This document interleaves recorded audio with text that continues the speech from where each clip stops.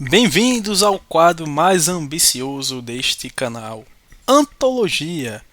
Aqui não tem enrolação, nós vamos dissecar a carreira de um ícone, filme por filme, participação especial por participação. E para começar, só podia ser um nome. Um homem que veio da Áustria, conquistou o Mr. Olímpia, Hollywood, a política e o mundo.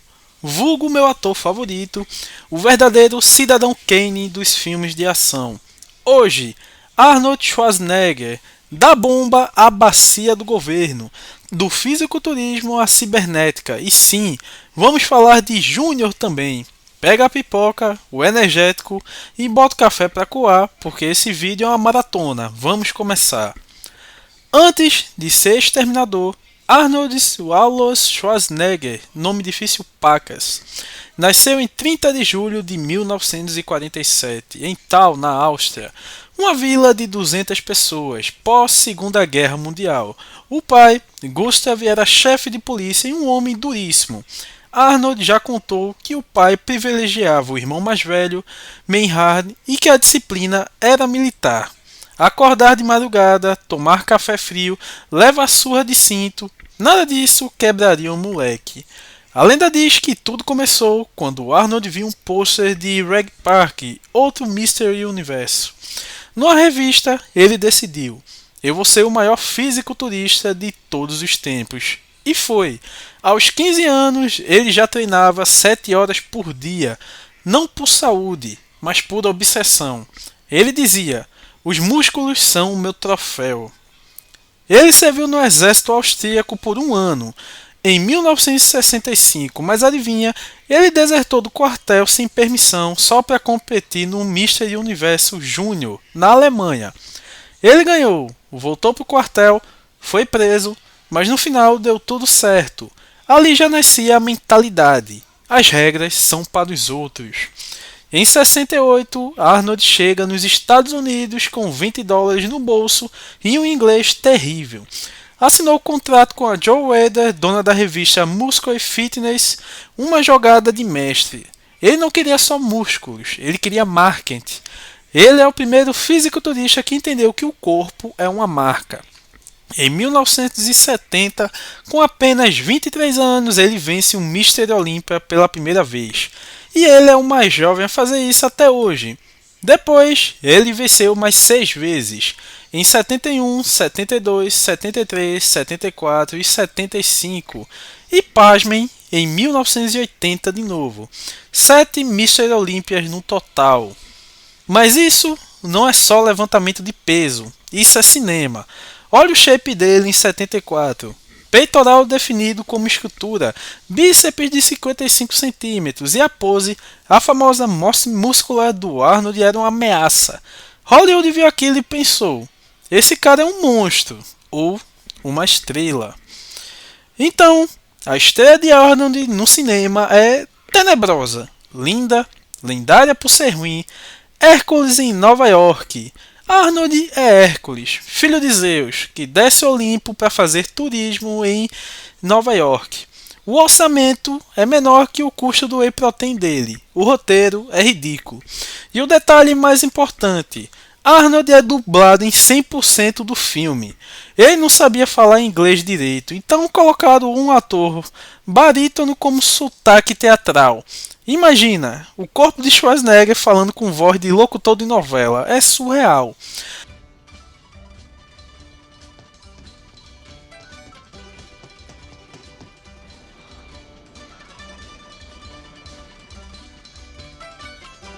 The same old faces, the same old things. Like it down there. Let me be the judge of that. I am tired of the same old faces. Wish you, brother, I'm get top that. Certainly, if you wish me to. Meio minuto para você. Hércules toma um chamasco que tira seus poderes, porque sim, vira lutador de luta livre, briga com o urso de verdade amestrado e ainda joga uma carroça no rio Hudson. No final, ele volta para o Olimpo, o filme de 1 hora e 32 que parece ter 5 horas. Bom, Arnold já rouba a cena mesmo sem falar, a presença é inegável, mas é um filme tão ruim que ficou cult por ser ruim. Todo fã de Arnold precisa ver pelo menos uma vez com os amigos e um monte de cerveja para ficar doidão. E anota aí, Hércules em Nova York. Participação especial? Não. Protagonista sem voz. Depois de Hércules em Nova York, Arnold levou um tempo para perceber que precisava de duas coisas: aula de inglês e um empresário de verdade. Ele treinou inglês feito louco, gravava a própria voz, repetia noticiários, decorava discursos de políticos americanos, o sotaque ficou, mas a dicção melhorou horrores. O primeiro papel sério, se é que podemos chamar de sério, veio em 73, The Long Goodbye, dirigido por Robert Altman com Elliot Gould.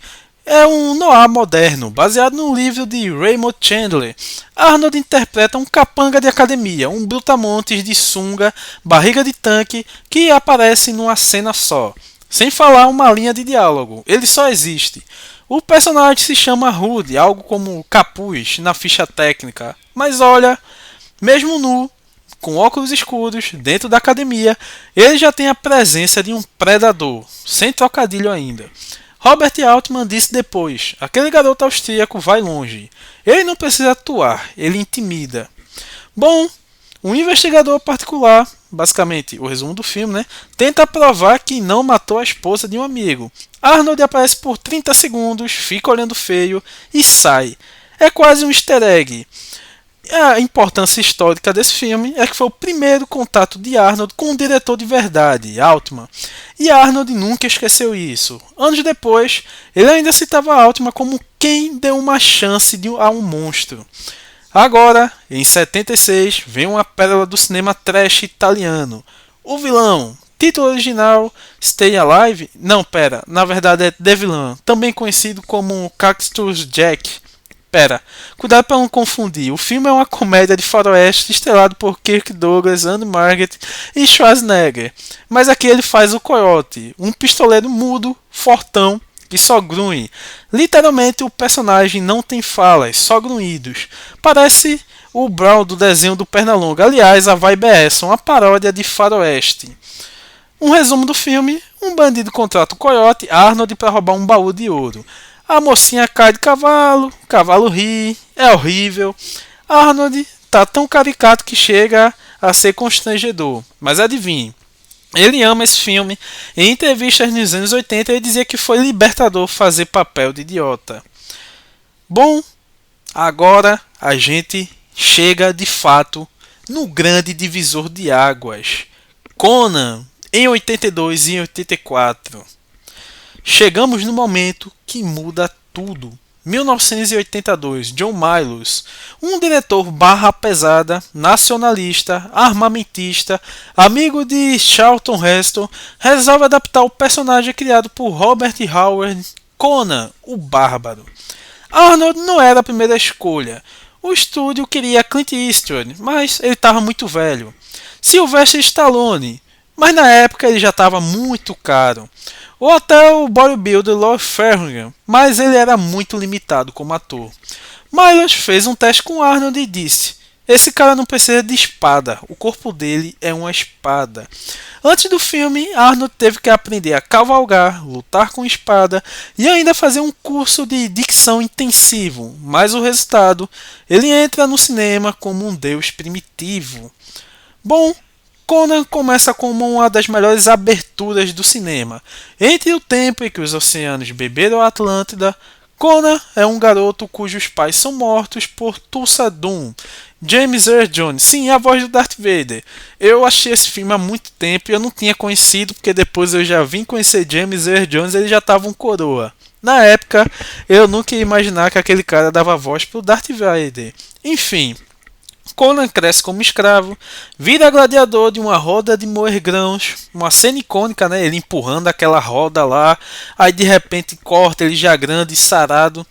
Enfim, ele é libertado, treina, vaga pelo mundo, conhece um ladrão asiático e Valéria, a guerreira, e enfim, o objetivo dele é matar Tulsa Doom, o cobra lá. Mas o que é que o vilão faz? Ele corta a cabeça da mãe de Conan como uma flecha mágica? Não. Ele usa culto religioso, transforma pessoas em cobras e tem uma seita de seguidores que se matam por ele. No clímax, ele ainda tenta enrolar ali Conan falando que é pai dele e não sei o que, enfim, todo esse papo de manipulação. Resultado, Conan, que não é besta nem nada, corta a cabeça dele e joga a escada abaixo. Mas por que esse filme é importante para a carreira de Arnold? Bom, 3 motivos. Ele fala, mas fala pouco. Menos de 100 palavras em 2 horas e 15 minutos. Cada frase se torna um meme. O corpo dele é a estética do filme. Milos firma Arnold como uma estátua grega em movimento. A cena da crucificação, Arnold pendurado horas na chuva, ele faz aquilo de verdade, hipotermia incluída. Lançou o subgênero espada e feitiçaria nos anos 80. Conan, o Bárbaro é um filme estranho, lento, mediativo. É muito foda na verdade. Hoje ele é cult e na época foi sucesso de bilheteria. Custou 20 milhões de dólares e faturou 300 milhões. Arnold provou que podia carregar um filme nas costas, literalmente. Então, tivemos a sequência Conan, o Destruidor. Veio 2 anos depois, dirigido por Richard Pfeiffer, que fez Viagem Fantástica, um orçamento maior, mais qualidade, menor. O estúdio queria um filme mais leve, uma classificação PG-13, que é menos violento, mais comédia. Então temos Conan, agora acompanha uma princesa que precisa colocar um chifre mágico no altar. Pelo menos é isso que eu lembro do filme. Tem o Mago Trapalhão, tem Wilt Chamberlain como um guerreiro gigante e Grace Jones como Zula, que rouba o filme, diga-se de passagem. Arnold tenta até ser engraçado, e não é, mas ele tenta. Isso é treino para o futuro, como filmes como O Irmão Gêmeos, entre outras coisas. Bom, resumindo esse filme, Conan luta contra um espelho mágico que duplica ele mesmo, uma cena que para muitos é ridícula, mas eu lembro que na época era muito bom. Enfrenta um monstro feito de stop motion e no final acaba. Ele não chega nem perto do que o primeiro filme entrega. O primeiro filme realmente entrega uma história fechadinha lá, bárbara, violenta. Mas, sinceramente, eu até gosto de revisitar esse filme. Acho que aqui, pelo menos no cinema, eu vejo o Arnold com a força física dele no auge aqui, em 84. Eu acho que, enfim, acho que o filme, sei lá, podia ser melhor, com certeza. Mas é isso. Se Conan 1 é o poderoso chefão da fantasia medieval, Conan 2 é, perto do primeiro filme, é basicamente mutantes aí, caminhos do coração. Mas eu assisto feliz. Então, o fracasso que ninguém lembra, Red Sonja, ou conhecido aqui no Brasil como Guerreiros de Fogo. Antes de O Exterminador do Futuro, Arnold cometeu um pecado cinematográfico chamado Red Sonja. A produtora queria um spin-off de Conan, mas com a guerreira ruiva, que inclusive se casou com Arnold na vida real e separou 2 anos depois. Arnold aparece como o espadachim Calidor, que é basicamente Conan com outro nome para não pagar direitos autorais. O filme é horrível. Bridget Nielsen nem sabe atuar, o vilão é uma bosta. Arnold está claramente entediado aqui. E basicamente um resumo do filme de 30 segundos ou menos. A guerreira quer vingar a família morta por uma rainha malvada. Arnold ajuda, no final eles não ficam juntos porque Red Sonja fez voto de nunca ficar com um homem que a derrotasse em combate. Arnold a derrota, mas ele desiste porque ela não pode quebrar o voto, é uma bosta. E por que a gente precisa falar desse filme? Porque mostra que Arnold, mesmo depois de Conan, ainda aceitava qualquer coisa. Ele não tinha poder de escolha ainda, porque ele estava querendo aumentar o currículo e, querendo ou não, Conan foi o que deu sucesso a ele, né, que deu muita mídia a ele, fora do Mr. Olympia, focando no cinema, foi Conan que deu sucesso, então interpretar Conan de novo seria lucrativo para ele, tanto financeiramente, quanto, querendo ou não, em questão de marketing. Então, no próximo ano, em 85, também é um ano de Comando, que a gente vai ver daqui a pouco, mas Red Sonja é a prova que nem tudo que reluz é ouro ou aço valeriano. Então, em 84, até antes de Red Sonja, que ele já tinha gravado, chega o ano que de fato mudou tudo. O Exterminador do Futuro. 1984, o ano de Caça às Fantasmas, Indiana Jones e o Templo da Perdição. Freddy Krueger também estreia. E um diretor estreante chamado James Cameron, que só havia feito Piranhas 2, um filme bosta, consegue um orçamento irrisório de 6,4 milhões de dólares para um filme B sobre um assassino robô vindo do futuro. Ele escala ninguém menos que Arnold Schwarzenegger para ser o vilão. E o resto é história. O filme se chama Exterminador do Futuro. Antes de a gente fazer esse resumo, eu preciso que tu entenda o contexto. Arnold vinha de Conan, o Destruidor, medíocre. Red Sonja, péssimo. E ele não era bancable. Cameron brincou com os estúdios porque ele queria um ator normal para o Exterminador. Tipo o O.J. Simpson, sim, o mesmo lá daquela, enfim, você sabe quem é o O.J. Simpson. Mas James Cameron disse não, quero uma máquina, quero um tanque com pele, quero Schwarzenegger. E Arnold leu o roteiro e disse que queria ser o mocinho. Cameron riu e disse que ele era o assassino, não tinha negociação. Bom, na verdade, Arnold Schwarzenegger tinha feito o teste para interpretar Kyle Reese. Se você não lembra do filme Exterminador do Futuro, é basicamente o co-protagonista que vai para salvar Sarah Connor. Só que James Cameron não curtiu muito, acabou que ele e Arnold criaram um vínculo ali, uma amizade. Então James Cameron viu que ele tinha potencial para ser o Exterminador e acabou que quem roubou de fato a cena, quem virou ícone, foi o Exterminador do Futuro, que é o vilão do filme. Então, resumo de Exterminador do Futuro para você que não lembra. Eu não vou dar spoiler. O filme tem 40 anos, pô, pelo amor de Deus. Ano de 2029. As máquinas dominam tudo. John Connor lidera a resistência humana. As máquinas enviam um exterminador, Arnold, de volta a 1984 para matar Sarah Connor, Linda Hamilton, a mãe de John antes dele nascer. A resistência envia Kyle Reese, Michael Biehn, para proteger Sarah. O exterminador é um ciborgue, revestimento humano vivo, com suor, cabelo, mas sem empatia. Ele mata qualquer Sarah Connor no livro na lista telefônica. Reese e Sarah fogem, transam, sim. Reese é o pai de John Connor, paradoxo temporal.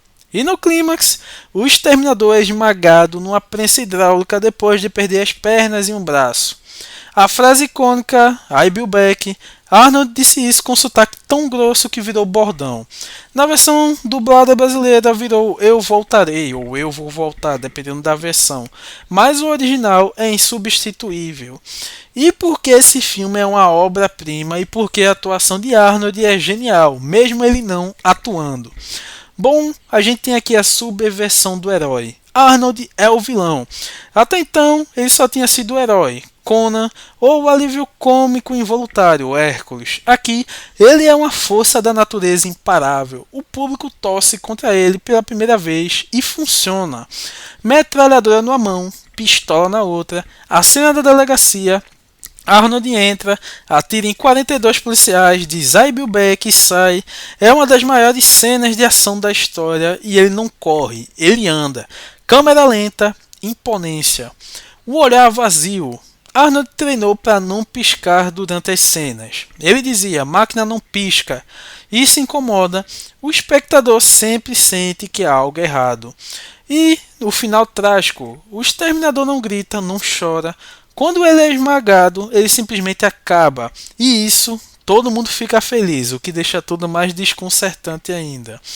E o mais engraçado é que Arnold só teve 17 falas no primeiro filme inteiro, mas cada uma se tornou lendária. A mais curta, I Bill Back.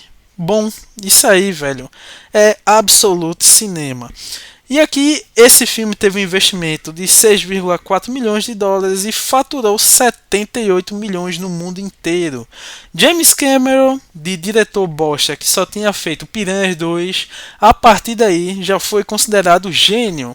E James Cameron, se você não sabe quem é porque ele fez Titanic, fez Avatar, fez True Lies, enfim, você sabe muito bem quem é esse cara. Talvez ele ganhe um vídeo desse aqui no canal. Então, temos a explosão. O filme mais Arnold de todos os tempos. Comando, ou como ficou conhecido aqui nas terras brasileiras, Comando para Matar. Um ano depois do Exterminador, Arnold já podia escolher roteiros, e o que ele escolheu? Um dos filmes mais Arnold Schwarzenegger de todos os tempos, Comando para Matar, dirigido por Mark Lester. Se você nunca viu, prepare-se, é um filme onde a lógica foi de férias, a física pediu demissão e o Arnold está no auge da força bruta. Resumo do filme, já pega a pipoca, meu irmão, sinceramente, não importa o que a crítica fala, não importa nem o que eu vou falar agora, esse filme é muito bom, é Schwarzenegger na veia. Bom, Arnold é John Matrix, sim, o nome dele é Matrix, antes do Keanu Reeves, ex-forças especiais, vive isolado nas montanhas com a filha Jenny, um ex-colega, Venom Wells, o mesmo de Mad Max 2, sequestra a filha para forçar Matrix a matar um presidente sul-americano. Matrix finge aceitar, foge do avião durante o voo. Sim, o avião decola, ele consegue fugir pelo trem de pouso e cair no rio. Enfim, ele já conhecia aquele aeroporto, né? Então ele sabia justamente onde pular antes do trem de pouso recolher. Bom, volta para casa, pega um arsenal e começa um massacre. Mata dezenas de capangas, só no clímax ele invade uma ilha sozinho, mata todo mundo e arranca o teto de uma sala com os braços, sem brincadeira. Bom, após matar o vilão, enquanto enfia um cano no peito do cara, ele pega um cano de 100, joga que atravessa o cara. É absurdo, mas é lindo. Bom, nesse filme, Arnold mata 73 pessoas, média de uma morte a cada 80 segundos. Isso é quase um recorde no cinema de ação dos anos 80. Arnold já está com 38 anos no filme, mas o shape impecável. A cena inicial, ele cortando lenha com a camisa um pouco curta, pegando o tronco e colocando no ombro, é absoluto cinema. Bom, não há dilema moral. Matrix é o bem, os bandidos são maus. Pronto, acabou-se. Comando para Matar não é um filme inteligente, é um filme pré-histórico. E é exatamente por isso que a gente ama. É o retrato definitivo do cinema de ação dos anos 80. Exagerado, violento, machista às vezes, foda-se, mas com um carisma impossível de ignorar. Todo mundo que viu esse filme quando criança queria ser o John Matrix. Eu queria, você queria. E você mesmo adulto agora assistindo, você vai querer ser. Arnold, uma curiosidade bizarra é que ele quebrou o pulso durante as filmagens numa cena de luta. Mas ele continuou filmando, escondendo um braço por trás do corpo. Bom, eu tô revendo as cenas e ele anda de lado em algumas cenas e tal, inclusive na batalha final. Mas, enfim. Então, chegando agora em um dos filmes mais famosos, não só do Arnold em si, mas da cultura pop em geral, Predador. O caçador virou a presa. Em 1987, Arnold está no topo. Ele podia escolher qualquer projeto e escolher um filme de ficção científica barra terror barra guerrilha chamado Predador, dirigido por John McTiernan, que depois faria Duro de Matar. A premissa é simples. Um grupo de soldados de elite, Arnold, Carl Reiters, Jesse Ventura, sim, outro fisiculturista que viraria governador, vai para a selva da América Central resgatar reféns. Aí descobre que estão sendo caçados por um alienígena invisível que mata por esporte. O predador tem visão infravermelha, arma de plasma e honra de guerreiro. Ele só mata basicamente quem está armado. Os soldados são eliminados um por um. Temos várias cenas icônicas, como Jesse Ventura tomando um tiro no peito, dizendo que não tem tempo para sangrar e morrendo. Arnold descobre que o predador enxerga calor, então ele cobre o corpo de lama, o famosa muda térmica, né? E no clímax, Arnold e o Predador se enfrentam cara a cara. O Predador ferido ativa uma bomba nuclear e ri. Sim, o alienígena ri, Arnold foge, a bomba explode e ele é resgatado. E por que o Predador é lendário na carreira de Arnold? Porque, pela primeira vez, Arnold não é o predador, ele é a presa. Ele corre, se esconde, fica com medo. A cena onde ele vê os corpos dos amigos esfolados, pendurados, o grito de desespero é real. Arnold disse que teve que se lembrar da morte do pai para se sentir aquilo. E a franquia Predador gerou mais de 5 filmes posteriores, crossovers com Alien, videogames, HQs, mas nenhum outro Predador foi tão ameaçador quanto o original. Muito porque o design do monstro feito por Stan Winston é genial. Então temos o shape invisível que Arnold está enorme em Predador, mas ele usa o corpo para mostrar vulnerabilidade também. A cena final, exausto, coberto de lama, sujo, é a imagem do herói cansado. Na bilheteria, fez 98 milhões no mundo com um orçamento de 18 milhões. Sucesso absoluto. Assistir Predador hoje é interessante porque ele tem um contexto sobre a guerra do Vietnã, sobre o medo americano do inimigo invisível, mas na época a gente só queria ver o Arnold lutando contra um ET e funcionou. Ainda em 87, Arnold lançou 2 filmes no mesmo ano. Sim, o homem estava imparável. Vem The Running Man, no Brasil, O Sobrevivente, ou Corrida Mortal, mas cuidado para não confundir com o do Jason Statham. Dirigido por Paul Michael Glaser, o Starsky Hutch, baseado num livro de Stephen King, escrito sob o pseudônimo de Richard Berman. Bom, o ano 2019, a gente já passou, né? Como é que era o mundo em 2019? Faz tempo. Os Estados Unidos são uma ditadura policial. Arnold é Ben Richard, um policial do helicóptero que se recusa a matar civis desarmados. É preso, condenado e enviado para The Running Man, um programa de TV onde condenados lutam contra gladiadores mascarados, chamados de Stalkers, ao vivo. Os Stalkers, Sub-Zero, um lutador de hóquei, Dynamo, eletricidade, o Capitão Freedom, um herói decadente. Arnold mata todos eles. O apresentador Damon Killen é um dos maiores vilões dos anos 80, um anfitrião sorridente que manda pessoas para a morte com audiência. E o que torna esse filme especial na antologia que a gente está falando agora é porque ele é uma sátira profética. O filme brinca com reality shows antes do Big Brother Brasil e do MasterChef. Hoje, veríamos facilmente um programa onde criminosos lutam pela própria vida na TV. Assustador. Bom, Arnold como herói popular, ele não é só um tanque, ele é um homem que foi corrompido pelo sistema e se rebela. É quase um personagem de Charles Bronson. E uma curiosidade bizarra é que Stephen King odiou a adaptação, como sempre. Ele queria um filme sombrio, estilo Laranja Mecânica. Em vez disso, ganhou um filme de ação colorido com Arnold arremessando uma motosserra no helicóptero. E o Stephen King disse que é um filme divertido, mas não é o livro dele. Justo. Foda-se também. The Running Man é o filme de ação mais subestimado do Arnold. Não é profundo, mas é inteligente e tem um dos finais mais icônicos. Arnold invade a central da TV, apronta uma arma para a câmera e diz: "Eu sou Ben Richard e essa mensagem é para o presidente. Eu vou te encontrar e vou te matar." Corta para os créditos, Rest in Peace tocando, é cinema anárquico. Chegamos em 1988. Arnold Schwarzenegger tem 41 anos, 4 filmes de ação explosivos e um faturamento de bilheteria que faria qualquer estúdio molhar as calças. Ele poderia continuar na zona de conforto e teria virado o Stallone dos anos 80 a 90, com todo respeito, porque Stallone também era foda.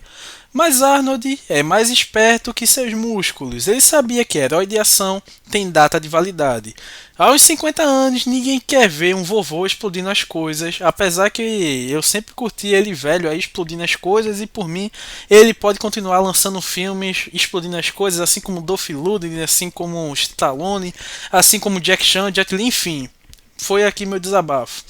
Então, ele decidiu: vou fazer comédia, e sinceramente ele realmente tem essa vocação não só para ação, assim como o outro ator, que é o Brendan Fraser lá, o cara da Múmia, tem uma vocação para comédia também, enfim.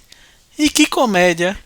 Irmãos Gêmeos, de 88, dirigido por Ivan Reitman, o mesmo de Os Caça-Fantasmas. E a premissa é genial. Um experimento genético secreto cria 2 gêmeos a partir de um espermatozoide perfeito. Absurdo pra caramba. Um deles é Julius Arnold, um ser humano perfeito, forte, inteligente, educado, mas ingênuo como uma criança. O outro é Vincent Danny DeVito, baixinho, calvo, malicioso, trambiqueiro. Eles são gêmeos, separados ao nascer e se reencontram aos 35 anos. Julius sai de uma ilha secreta onde foi criado por cientistas. Ele nunca viu o mundo real. Ele encontra Vincent na cadeia por um golpe de carros roubados. A química entre os dois é absurda, e se você tá achando esse cara conhecido é porque tu achou o Batman Retorno, ele é o Pinguim. Arnold faz um nerd fortão e DeVito faz um malandro baixinho. Eles se completam. Juntos procuram uma mãe biológica, uma mulher comum, e fogem de um assassino enviado pelo laboratório. Uma cena icônica é quando Julius aprende a dançar, a flertar e falha e dirige um carro pequeno com os joelhos no volante. E por que esse filme é crucial aqui nessa antologia? É porque Arnold prova que pode rir de si mesmo. Ele não tem vergonha de ser ridículo. A cena onde ele tenta tomar sorvete e derruba tudo é puro Chaplin. Ele estudou comédia, treinou e acertou. E aqui pela primeira vez o corpo gigante de Arnold é usado para efeito cômico, não ameaçador. Ele não é um monstro, é o patinho feio que quer ser amado. E a bilheteria foi estrondosa, 111 milhões de dólares no mundo com um orçamento de 15 milhões. Provou que Arnold podia carregar comédia também. E a parceria com DeVito, eles viraram amigos para a vida toda. Anos depois, DeVito diria que Arnold é um dos homens mais engraçados que ele conhece, só que ele conta piada em câmera lenta. Irmãos Gêmeos é o filme mais adorável da carreira de Arnold. Não tem violência, não tem sangue, não tem vilão com sotaque alemão. Tem dois caras aprendendo a ser irmãos e funciona porque Arnold entrega uma performance inocente e sincera. Se você só conhece ele pelos filmes de ação, assista esse filme e é um abraço quente no coração. Esse filme é absoluto cinema. E esse não foi o único filme de comédia deles nos anos 80. Teve outro, muito mais polêmico, que vem a seguir. Bom, 2 anos depois, em 1990, Arnold voltou para a ficção científica, mas dessa vez não com James Cameron. Dessa vez o diretor era o holandês Paul Verhoeven, o mesmo de Robocop. E o resultado foi Total Recall, baseado num conto de Philip K. Dick, o mesmo de Blade Runner. Se você nunca viu, prepare o psicotrópico, porque esse filme é uma viagem ácida dentro de outra viagem ácida. Viagem total. Arnold é Douglas Quaid, um operário de construção civil no ano de 2084.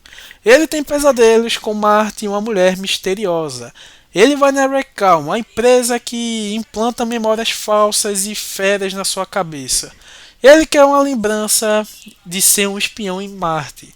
Algo dá errado, ascensão interrompida, Quaid descobre que já é um espião chamado Hauser e que suas memórias foram apagadas. Agora, todo mundo quer matá-lo. A esposa é uma assassina disfarçada, o chefe é o vilão, e Marte tem uma atmosfera que explode seus olhos se você sair sem capacete. Quaid vai a Marte e descobre uma antiga fábrica alienígena que produz oxigênio e no final ativa a máquina. Marte fica respirável. E aí, ele sonhou tudo ou foi real? O filme não responde. E esse filme é um dos melhores do Arnold? Não sei. Tem os 3 seios, né? Sim, tipo, tem uma mulher de 3 seios. Verhoeven colocou porque aqui foda-se. Arnold disse que o cara era louco e ele respondeu: você tá pagando pra isso? Arnold pagou e a cena virou lenda. Bom, temos também o Cocô de Olho, o Dilema Filosófico, a cena do metrô e uma curiosidade que Arnold quebrou o nariz durante as filmagens. E a bilheteria simplesmente foi 261 milhões de dólares e o orçamento de 65 milhões. Foi o terceiro filme de maior bilheteria de 1990, atrás apenas de Ghost e Um Amor para Recordar. Total Recall é o filme mais estranho de Arnold. Ele ficou conhecido no Brasil aqui como O Vingador do Futuro. E, sinceramente, ele é violento, nojento, filosófico. É uma comédia pastelão e terror psicológico, tudo ao mesmo tempo. É um gênio do caos esse diretor. E Arnold entrega a melhor atuação séria dele até aquele momento. Se você quer ver Arnold questionando a própria sanidade, é aqui. Vale muito a pena assistir esse filme. Então, 3 meses depois de Vingador do Futuro, sim, o homem era uma máquina de fazer filme. Ele lançou outro filme que na superfície parecia comédia, água com açúcar, mas sinceramente, Kindercop ou simplesmente um tira no jardim de infância é simplesmente absoluto cinema. Bom, Arnold é o policial disfarçado de professor de jardim de infância. Ele é o detetive John Kimball, persegue um traficante, Richard Tyson, que fugiu com um filho pequeno. Kimball descobre que a ex-mulher do bandido é professora numa escola primária. Ele se disfarça de professor para encontrá-la. Só que ele cai numa turma de jardim de infância, crianças de 5 anos que cospem, mordem, fazem xixi na calça e perguntam de onde vêm os bebês. Kimball é um durão que não sabe lidar com criança, aos poucos ele se afeiçoa a elas, especialmente a um garoto chamado Dominic, que é o filho do bandido. E por que esse filme funciona e por que a gente tem que falar bem dele, porque esse filme sinceramente é muito bom, um clássico da sessão da tarde. É que a química aqui de Arnold e as crianças é surpreendente. Ele não trata os pequenos como idiotas, ele respeita a inteligência deles e as crianças respondem com performances reais. Várias não eram atores profissionais. Temos uma mudança de registro basicamente, o vilão é assustador e o final é emocionante. Esse filme simplesmente rendeu 200 milhões de dólares na bilheteria com um orçamento de 15 milhões. Sucesso estrondoso. E Um Tira no Jardim de Infância é um filme sobre masculinidade frágil e paternidade. Arnold, o símbolo máximo do macho destruidor fodão da porra toda, termina o filme aprendendo a ser gentil. Ele não perde a força, ele ganha empatia. Esse filme envelheceu como vinho. Assista aí sozinho, com seus pais, com seus filhos, enfim. Vai todo mundo sair rindo, chorando. É um filme muito bom. Então, temos aqui agora a obra-prima absoluta, não só de Arnold, não só de James Cameron, mas a obra-prima absoluta do cinema. Exterminador do Futuro 2, O Julgamento Final. Então, chegamos ao topo da montanha, chegamos ao Everest da carreira de Arnold Schwarzenegger, o filme que transcende gênero, época e até o próprio cinema de ação. Eu estou falando, obviamente, do melhor filme, na minha opinião, que é o melhor filme, meu filme favorito, O Exterminador do Futuro 2. James Cameron de volta, Linda Hamilton de volta, Robert Patrick como um novo vilão, e se pra você esse cara tem cara conhecida, é porque você é da nova geração, assistiu a série Pacificador e esse cara é o pai do Pacificador. E Arnold agora é o mocinho, sim. Em 1984, ele era o exterminador assassino, a máquina implacável. O público torcia contra ele. 7 anos depois, o mundo mudou, o muro de Berlim caiu, a Guerra Fria acabou, a ameaça nuclear não vinha mais da Rússia, vinha da própria tecnologia. Cameron escreveu um roteiro onde a Skynet, a inteligência artificial, que coisa não, lançaria um ataque nuclear em 97. O exterminador agora é enviado para proteger John Connor, não matá-lo. Uma cidade futurista em chamas. Uma tela, o crânio de um exterminador ou humano sendo esmagado. Narração: 3 bilhões de humanos morreram no dia do julgamento final. Silêncio. Depois, crianças brincando num parquinho enquanto T-1000 aparece. Um policial com olhar vazio. Ele é um exterminador feito de metal líquido. Pode se transformar em qualquer objeto ou pessoa. Basicamente, essa é a abertura do filme. E temos de volta Sarah Connor, Linda Hamilton, que dessa vez não é simplesmente uma donzela em perigo. É uma mulher preparada, equipada, que quando é resgatada pelo exterminador simplesmente vai no pessoal que ela conhece e pega um monte de arma. A mulher aqui é foda, uma pena ela não tá no terceiro filme, porque sinceramente Arnold, claro, é o cara que tem que estar na franquia, mas essa mulher também fez o que essa franquia é hoje, principalmente nesse segundo filme. E aqui A gente tem muita cena foda. Arnold, o personagem dele, se afeiçoando a John Connor, né? Basicamente tendo ele como um filho. Não que ele tenha criado sentimentos, mas todo mundo criou por ele. Você que tá assistindo, Sarah Connor, o menino, enfim. É muito foda, velho. Eu não gosto nem de falar tanto assim, porque senão vai dar vontade de eu assistir de novo. E eu já assisti esse filme acho que umas 2 vezes esse ano. E só por ter falado aqui agora eu vou ter que rever. E porque esse filme é o melhor filme da carreira de Arnold e um dos melhores da história. Bom, começando com a atuação, Arnold passa de monstro insensível à figura paterna. Ele não pode chorar, é uma máquina, mas ele aprende a ser humano. Os efeitos práticos mais CGI, o roteiro e, sinceramente, Exterminador 2 faturou 520 milhões de dólares no mundo, com um orçamento de 100 milhões, o filme mais caro já feito até então, e ganhou 4 Oscars: maquiagem, efeitos sonoros, edição de som, efeitos visuais. Arnold não foi indicado, nunca foi, mas ele é o filme, sinceramente, nesse filme até que ele merecia. E se você só puder assistir um filme do Arnold Schwarzenegger na sua vida, que seja este. Não é apenas um filme de ação, é uma obra sobre sacrifício, paternidade e o que significa ser humano. O Exterminador 2 é, sem nenhum exagero, o cidadão Kane dos filmes Pipoca e Arnold, o homem que muitos diziam que não sabia atuar, entrega aqui a performance mais convincente da carreira, sem nunca derramar uma lágrima, e isso é arte. Pura arte. E olha que a gente ainda tem muito chão pela frente, porque os anos 90 continuam. Tem True Lies, Junior, Eraser e o terrível Batman e Robin.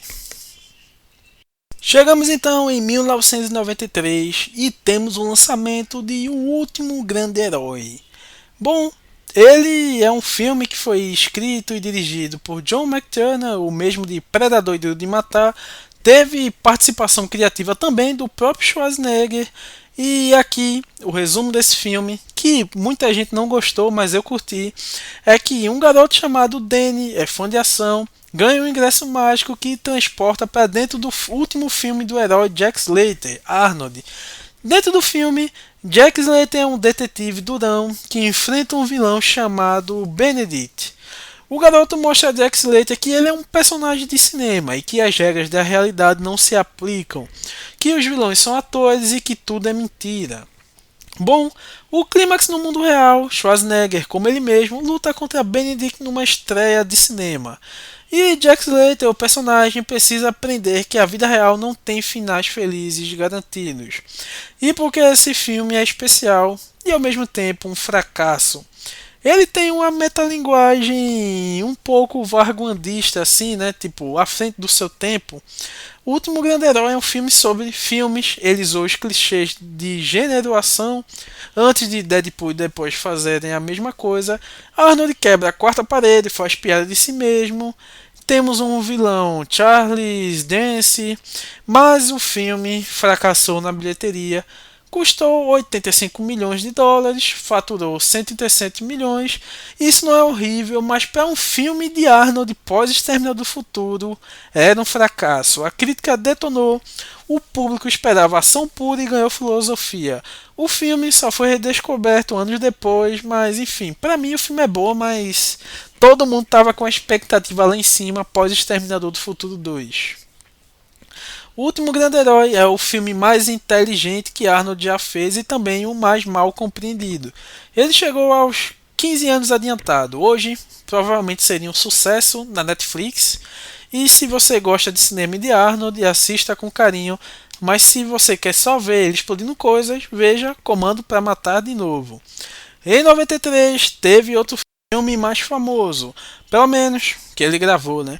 Porque simplesmente tivemos um reencontro ali em 92, 93 dos caras que queriam fazer um sucesso de novo. Simplesmente James Cameron e Arnold Schwarzenegger se reuniam pela terceira vez. Depois de O Exterminador do Futuro e O Exterminador do Futuro 2, dessa vez não é ficção científica. É uma comédia de ação sobre espionagem, casamento e hipocrisia.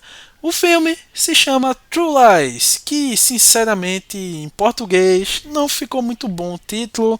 Basicamente, True Lies, mentiras verdadeiras, não ia ficar legal. Então, em português o filme se chama True Lies mesmo.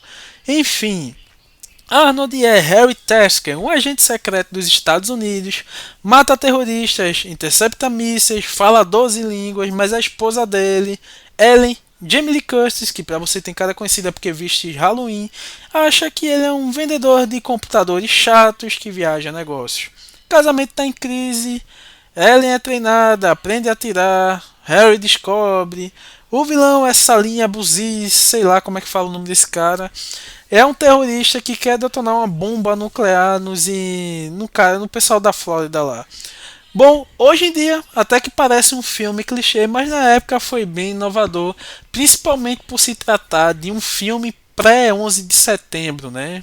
Antes dos atentados terroristas ali nos Estados Unidos.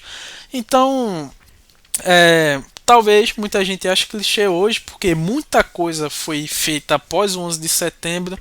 Mas esse filme, sinceramente, é muito bom, velho. É um dos melhores de Arnold, um dos meus favoritos. É a fusão aí que dá muito certo de Arnold Schwarzenegger com James Cameron, que via nele não só aquele talento para ser um vilão, para ser um protagonista herói, e também com um pingo para comédia também, que ele se saía bem. E por que True Lies aqui é essencial? Bom, primeiro, temos a química entre Arnold e Jamie Lee Curtis. Eles são hilários juntos. Jamie Lee ganhou o Globo de Ouro de melhor atriz em comédia. Arnold não foi indicado, mas nunca teve tão solto. Esse filme tem ação, comédia, drama familiar, cenas práticas, um bom vilão. E a bilheteria foi 378 milhões de dólares com orçamento de 115 milhões. Sucesso absoluto. True Lies é o filme mais divertido da carreira do Arnold. Ele ri de si mesmo, ri do machismo e ainda entrega cenas de ação de primeira linha. Jamie Lee Curtis está no auge e a cena do Harry é uma das melhores sequências de ação da história do cinema. Se você quer apresentar Arnold para alguém que não gosta de violência, que não gosta também muito de, sei lá, cibernética, ficção científica, coloca True Lies que a pessoa vai se apaixonar. Então, continuando em 94, temos Arnold grávido. Sim, Júnior. Agora presta atenção que no mesmo ano de True Lies, o mesmo Arnold Schwarzenegger que pilotava um Harry e explodia terroristas, o mesmo diretor de Irmãos Gêmeos, a mesma parceria com Danny DeVito e o roteiro é Arnold Schwarzenegger engravida. O filme se chama Júnior e sim, você leu certo. O homem fodão, hétero, másculo, simplesmente engravida. Arnold é o Dr. Alex Hyssen, um cientista brilhante, mais tímido e sem vida social. Ele e seu colega, que é interpretado por Danny DeVito, desenvolvem uma droga que permite que um homem carregue um bebê no útero. Sim, transplantado. A ideia era testar em animais. Ele engravida, passa mal, tem desejo por picles com sorvete, vai ao mercado grávido, faz ultrassom e no final dá à luz a uma menina. Naturalmente, sim, por parto normal, com Arnold gritando. Absoluto cinema aqui. Então, ele já tinha feito comédia em Irmãos Gêmeos, mas Júnior é um nível de absurdo muito maior. E por que esse filme existe e por que a gente precisa falar dele e precisa assistir ele? É porque simplesmente temos a coragem de Arnold, temos a química com Danny DeVito, que continua ótima. Temos a crítica na época que Júnior foi massacrado, ou seja, se a crítica está de um lado, eu estou do outro. E na cena final, Arnold olha para a filha recém-nascida e diz: sou seu papai e sua mamãe. Absoluto cinema. A bilheteria, 108 milhões de dólares com orçamento de 60 milhões. Foi um sucesso moderado, mas não esperado. Mas como Arnold já vinha de um sucesso, acabou que esse filme virou um clássico da sessão da tarde por ser uma comédia. Muita gente diz que Júnior é um bom filme. Ele é estranho, desconfortável às vezes, e as piadas para alguns envelheceram mal. Mas eu admiro a coragem de Arnold. Ele não se levou a sério. Numa época em que astros de ação faziam força para parecer durões, ele botou uma barriga de grávido e gritou na sala de parto. Isso é coragem. Isso se chama respeito. Não assiste esperando Exterminador do Futuro 2. Assiste esperando uma comédia pastelão que, sinceramente, pra mim é divertido. Então, simplesmente o filme Você Foi Apagado. Eraser de 96. Eu acho que tem até vídeo aqui desse filme aqui no canal. E, sinceramente, esse filme, velho, 2 anos depois, ele voltou à ação, voltou às raízes, sem comédia. Esse filme aqui, em português, no Brasil, se chama Queima de Arquivo. E, enfim, recapitulando, Eraser, dirigido por Chuck Russell, o mesmo de Um Máscara. Basicamente, Arnold é John Kruger, um marechal federal especializado em proteção a testemunhas. Seu serviço é apagar a identidade delas e dar uma nova vida. Ele protege a Lee Cully, interpretado por Vanessa Williams. Há um traidor na agência, temos cenas icônicas, temos muita mentirada. Esse filme aqui, sinceramente, eu ainda considero melhor que True Lies. Eu acho que a ação dele é muito boa. Acho que ele tentou se arriscar mais ali, inventando umas armas aí. Eu acho que True Lies, assim, como filme, é melhor, mas foi mal, galera. Eu tô querendo defender esse filme aqui para dizer que é melhor que o True Lies, mas acho que não tem como. Mas, resumindo, eu gosto mais desse filme. Aqui não é crítico especializado, não. Enfim, o filme pra mim é bom, é isso que importa. Se você nunca assistiu, eu não quero nem dar spoiler, porque querendo ou não, esse filme não é tão conhecido como outros que eu já citei. Mas assim, a bilheteria foi 242 milhões de dólares, com orçamento de 100 milhões. Sucesso comercial, mas ele foi esquecido rápido, infelizmente. Mas Eraser é o filme de Arnold que você assiste num domingo chuvoso, sem compromisso. Ele não é ruim, pelo menos é o que a crítica diz. Mas também tem uma coisa que eu não posso negar, é que ele não é memorável. Ele tem cenas legais ali, o jacaré, o avião, mas falta coração. Tipo, se você é fã completo, veja. Se não, eu não recomendo que você pule assim o filme, né? Se você quiser maratonar os filmes de Arnold, porque é um filme muito bom, mas você vê que até nos filmes galhofas ali a gente tem mais coração assim envolvendo o Arnold, colocando ele para atuar. Eu acho que esse é o filme, até que a crítica falou algo que faz sentido, que é o filme mais que o Arnold tá mais engessado ali. Ele não atua muito. Enfim, após esse filme, temos um desastre anunciado. Batman e Robin, sinceramente, bicho, você aí provavelmente que tá nesse canal gosta de filmes de heróis ou não. Esse filme Batman e Robin, ele é sem sombra de dúvida o pior filme da carreira de Arnold Schwarzenegger. Consegue até ser pior que Hércules em Nova York, pior que Guerreiros de Fogo, pior que Júnior, que sinceramente eu até gosto. Porque Batman e Robin não é apenas ruim, pô, ele é constrangedor. Ele ofende a inteligência do espectador, ele faz você sentir vergonha de gostar de filme de herói. Bom, temos Batman, interpretado por George Clooney, o pior Batman da história, e sinceramente Robin, Chris O'Donnell, que já vinha até de outro filme do Batman. Ele interpreta o Robin no filme com Val Kilmer, Batman Eternamente, que até que é bacana. Bom, acho que Val Kilmer, Nicole Kidman, o pessoal do outro filme, tirando Chris O'Donnell, deve ter lido o roteiro e visto que não valeria a pena ir pro lado fora. E o vilão principal aqui é Mr. Freeze, Arnold, um cientista que mantém a esposa congelada em criogenia. Ele precisa de diamantes para financiar uma máquina que a cure. Temos também subvilão, Era Venenosa, uma turma, uma das poucas coisas boas do filme, mas ela tá num filme errado, infelizmente. Se você olhar bem, a gente tem um elenco de peso aqui. A gente tem George Clooney, a gente Chris O'Donnell, tem Arnold Schwarzenegger, simplesmente Arnold Schwarzenegger. Temos uma turma, enfim, temos Alicia Silverstone como Batgirl e sinceramente é horrível esse filme, velho. Eu não tenho nem muito o que falar aqui. Que sinceramente Arnold aqui tá irreconhecível e não é ameaçador. Eu lembro que eu achei quando criança, eu nem conheci que era o Arnold, porque ele aqui nesse filme infelizmente não é nada. Ele não é nem ameaçador, ele não é engraçado, não é nada. Ele é um boneco de neve falante, bem genérico mesmo. Acho que usaram ele só para vender boneco mesmo, na McDonald's, Burger King e afins. A gente tem o Mamilo no uniforme. Temos George Clooney que se desculpou até por ter feito esse filme. E temos a morte da franquia que começou muito bem. com Michael Keaton ali nos 2 primeiros filmes, né? Inclusive Danny DeVito participa do segundo filme como Pinguim. E aí a gente tem um começo muito bom, temos um terceiro filme razoável, mas que não chega a ser ruim, que era com Val Kilmer. E aí, infelizmente, a gente mata a trilogia com esse filme aqui, que foi horrível. Enfim. E uma curiosidade triste, né, é que esse foi um dos últimos filmes do Arnold antes de entrar para a política, mas, sinceramente, esse filme é horrível. Uma pena o fim de auge dele ter sido assim. Mas eu não vou passar pano não. Batman e Robin é horrível mesmo. E Arnold também tá horrível no filme. Uma bosta. Enfim. Em 1999 temos Fim dos Dias. Tem até vídeo desse filme aqui no canal. E sinceramente temos aqui Arnold. Ó, se tem uma coisa que eu gosto nesse ator, é que ele não ficava preso simplesmente ao padrão de filme de ação. Ó, ele migrou para comédia. E aqui a gente tem um filme de ação, mas que o foco principal é o terror. Bom, um resumo rápido é que Arnold atira, explode coisas, quebra uma igreja.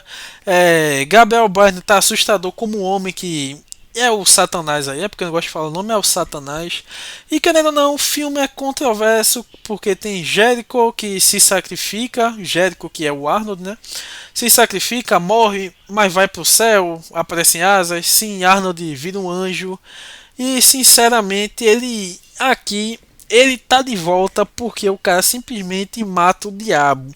E querendo ou não, 1999 todo mundo tava com aquele medo assim de virada do século, achando que 1999 foi tipo 2012, né? Que todo mundo dizia que o mundo ia acabar em 2012.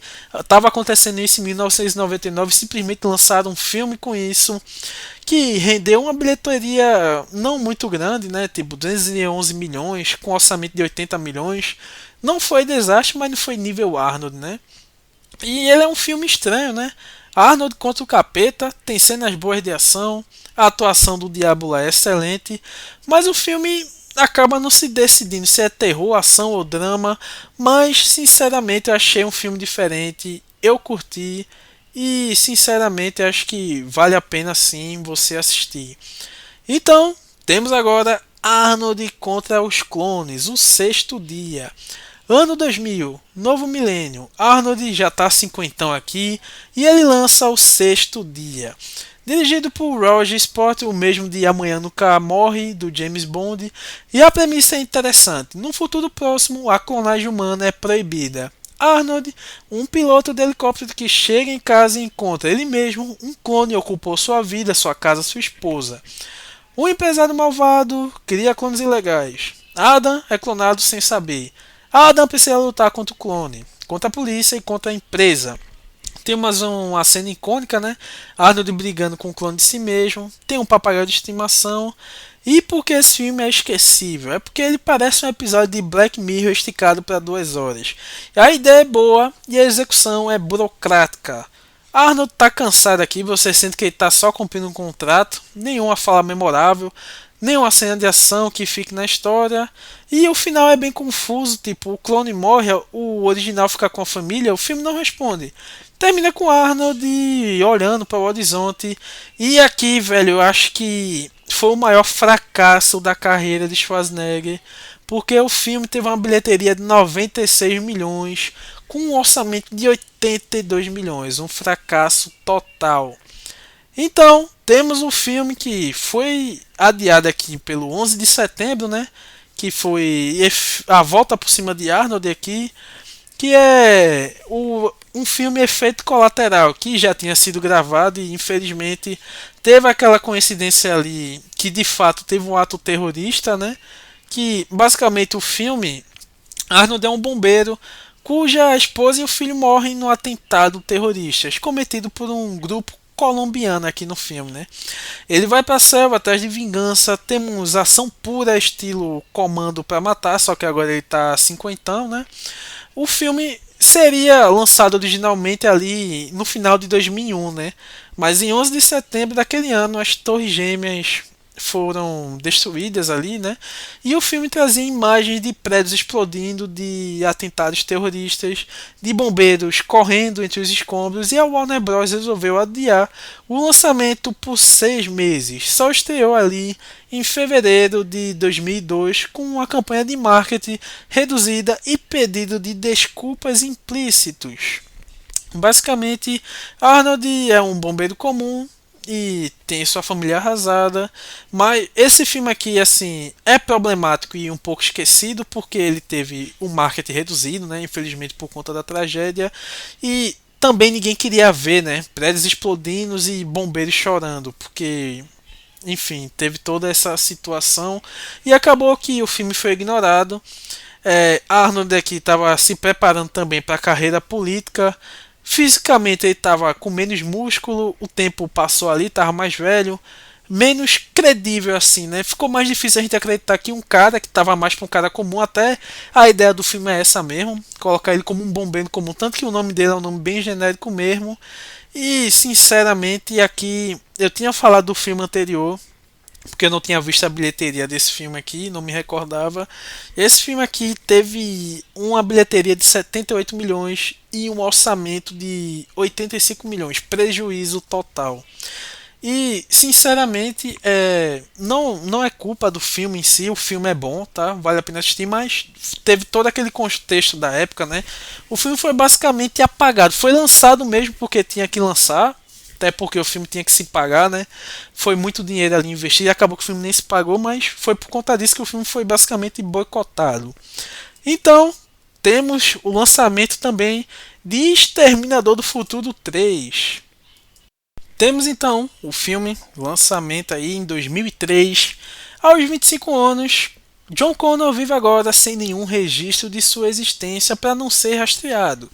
Das sombras do futuro sai a TX, o ciborgue assassino mais sofisticado da Skynet. A única esperança de sobrevivência para John Connor é o Exterminador, seu antigo e misterioso assassino.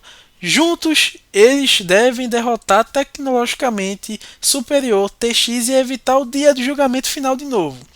Acabou que esse filme não foi dirigido por James Cameron. Eles estavam com a treta ali dele com a Linda Hamilton, que eles tinham se casado, depois se divorciado, e parece que Linda Hamilton tinha metade dos direitos ali da franquia. Acabou que mesmo assim lançaram o filme, que não chega a ser ruim, mas não se compara com os dois filmes anteriores a ele. Acho que esse filme tem muita ação, tá? Acho que até a qualidade dos efeitos aqui envelheceram super bem, que você assistiu hoje vê que o filme ainda entrega muito, até mais do que os filmes de hoje em dia.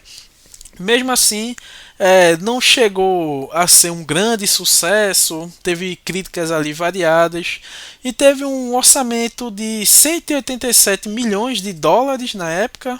E o filme arrecadou aí 433,3 milhões, foi uma boa bilheteria, mas comparado do sucesso do segundo filme, tinha Arnold Schwarzenegger e era uma franquia aí muito famosa, se esperava mais, mas com certeza o afastamento ali de James Cameron e da própria Linda Hamilton acabou prejudicando isso.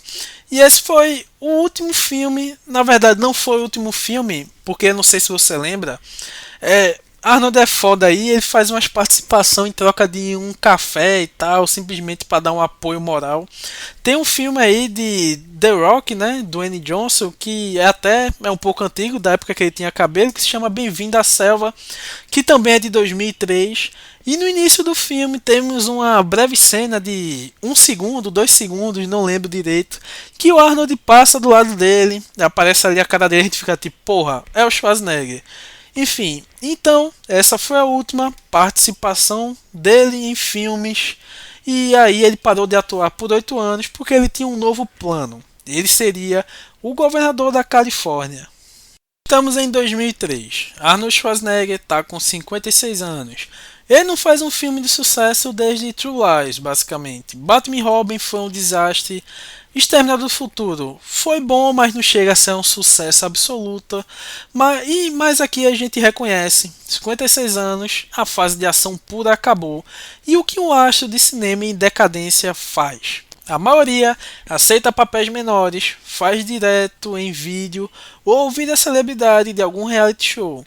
Arnold, claro, como sempre, o cara podia até abrir um canal aí no YouTube chamado Aleatório, porque o cara começou como um maromba ali, Mister Olímpia, depois virou ator de filme de ação, depois migrou para comédia, migrou para ficção científica, enfim, ele fez algo completamente diferente agora.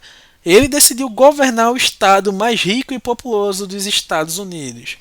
A Califórnia estava em crise e o governador Gray Davis estava sendo enfim, estava tendo um processo de revogação ali de mandato, né? E os eleitores estavam tão insatisfeitos que organizaram uma eleição especial. Mais de 130 candidatos se inscreveram, incluindo um acho pornô, um modelo de biquíni e o próprio Schwarzenegger. Arnold anunciou sua candidatura no programa e, claro, ele nunca fez nada convencional, né? Sua plataforma era simples: economia, empregos, cortar impostos e tirar a política dos políticos. Ele usava frases de efeito como nos filmes, e o povo da Califórnia, cansado da política tradicional, comprou a ideia. Então tivemos a campanha Relâmpago. Arnold gastou 10 milhões de dólares do próprio bolso, não participou de muitos debates, preferindo comícios lotados e entrevistas na TV. Sua fama ajudou, obviamente, mas também atrapalhou, né? Que adversários o chamavam de atorzinho e musculoso sem cérebro. E a virada veio quando o presidente dos Estados Unidos, George W. Bush, republicano como Arnold, fez campanha para ele discretamente. Arnold venceu com 48,6% dos votos contra 31,5% do democrata. Em outubro de 2003, ele tomou posse. Então, o governo dele aqui, falando com base no Google, né? Falando com base em internet, que pode ajudar muito, mas que pode também ser uma máquina de fake news. Então eu vou falar aqui com base na internet, porque eu não acompanhei nenhum dos governos dele. Eu, sinceramente, pouco me importava. Eu queria que acabasse logo para ele voltar a fazer filme. Então vamos lá. Com base nas minhas pesquisas, ele teve acertos e erros. Bom, ele teve acertos no meio ambiente, de fato, em corte de impostos, em infraestrutura e bipartidarismo. E também temos erros e polêmicas, como a crise econômica de 2008, que a Califórnia quebrou, teve greve do orçamento e o caso extraconjugal, né? Em 2011, depois de deixar o cargo, Arnold revelou que teve um filho com a empregada da casa, que sinceramente eu tô nem aí também. Isso aí é coisa da vida dele, não tem nada a ver, o povo não sofrendo com isso, tá de boa. Enfim, essa parte da vida do Arnold é dolorosa, porque, querendo ou não, ele traiu a mulher, que teve do lado dele por 25 anos, mentiu, e escondeu o filho, e, sinceramente, a mulher aí foi humilhada publicamente, né? Arnold pediu desculpas, mas enfim, eu, como fã do cinema, a gente podemos separar o artista, né? A gente pode separar o artista da pessoa, enfim. Vamos seguir aqui e é isso, né? Essa foi a vibe política aí de Schwarzenegger. Então, temos o grande retorno ao cinema com Os Mercenários, que foi uma franquia aí, né? Começou em 2010, com o fracasso do último filme aí, que Schwarzenegger nem tá no filme. Enfim, finalizou ali em 2023, mas é isso. Depois de 8 anos fora das telas, o último filme tinha sido O Exterminador do Futuro 3 e aquela participaçãozinha ali de 5 segundos em Bem-vindo à Selva. Arnold voltou em grande estilo, não como protagonista, mas como participação especial de luxo em um filme que celebrava justamente os heróis de ação dos anos 80 e 90, Os Mercenários. Dirigido e estrelado por outro astro, Sylvester Stallone. Bom, temos aqui um contexto lendário. Stallone, Bruce Willis e Arnold Schwarzenegger nunca tinham dividido a tela. Eles eram rivais ali nos anos 80 e 90, disputando bilheteria, roubando diretores, trocando farpas em entrevistas. Em Mercenários, eles aparecem juntos numa igreja. Arnold faz uma ponta de 3 minutos e é o suficiente para o público do cinema gritar. As falas são simples, mas enfim, foi muito bom. Nos Mercenários 2, Arnold tem mais cenas, pilota um avião, explode coisas e diz a frase clássica "eu vou voltar", num contexto de piada, né? Porque seu personagem é resgatado, todo mundo entendeu, e a plateia vai à loucura. Em 2014 também temos a participação dele nos Mercenários 3, Agora ele é quase um coadjuvante ali, ele é resgatado no começo, ele tem uma interação ali com Harrison Ford, sim, o Indiana Jones e também com Antônio Bandeiras, tem uma química muito boa com Jet Li, enfim, é muito bom, essa trilogia é muito boa. E o quarto filme, ele não lembro dele participando, se ele fez foi uma ponta minúscula ali, mas pelo que eu lembro ele não participa. Temos até uma redução de atores conhecidos, né, dessa geração. Acho que só fica basicamente Sylvester Stallone e o Jason Statham como um protagonista ali daquela equipe, né? Enfim, os Mercenários, querendo ou não são grandes filmes, né? Mas eles representam um abraço nostálgico do público a essa geração de astros, enfim. Tivemos também ali em 2009 e 2019, né? Ele participou do Exterminador do Futuro, mas foi só a cara dele ali de CGI, porque ele ainda estava cumprindo o mandado na Califórnia. Em 2019 tivemos agora um dos melhores filmes do Exterminador do Futuro. Acho que ao todo foram 6. Esse ficou em terceiro lugar na minha opinião. Ficou depois dos 2 primeiros. Ele é bom porque tivemos a volta de Cameron, a gente vê que ele realmente sabe. Mas querendo ou não, já tivemos muitos lançamentos com pouca qualidade do Exterminador do Futuro e acabou abafando um pouco esse filme por conta disso. Mas mesmo assim é um filme muito bom. E a gente também teve uma participação dele assim, basicamente, né? A fase velho guerreiro ali, começando em 2010, né? Com a volta dos Mercenários. Ele teve filmes assim como O Último Desafio, que ele é um xerife de uma cidade pequena na fronteira com o México. Tivemos Rota de Fuga, que é um filme muito bom, pelo menos o primeiro, né? Porque os 2 últimos ali é viagem total. No primeiro filme, Arnold e Stallone juntos como protagonistas. Tivemos também Aftermath, que é um filme dramático, sem ação, né? Que Arnold é um pai que perde a família num acidente. Tivemos outros filmes assim, pequenas participações. Tivemos a série Fubá, que basicamente é o Arnold na TV ali. Em 2023 ele está com 76 anos e decide estrear na televisão. Ele nunca tinha feito uma série e a Netflix lança Fubá. Sei nem se a pronúncia é essa, eu tô devendo assistir.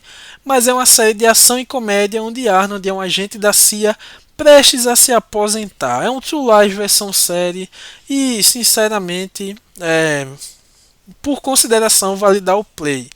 Enfim, chegamos ao fim aí, eu não sei nem que tempo tá a gravação, espero que você tenha assistido até aqui.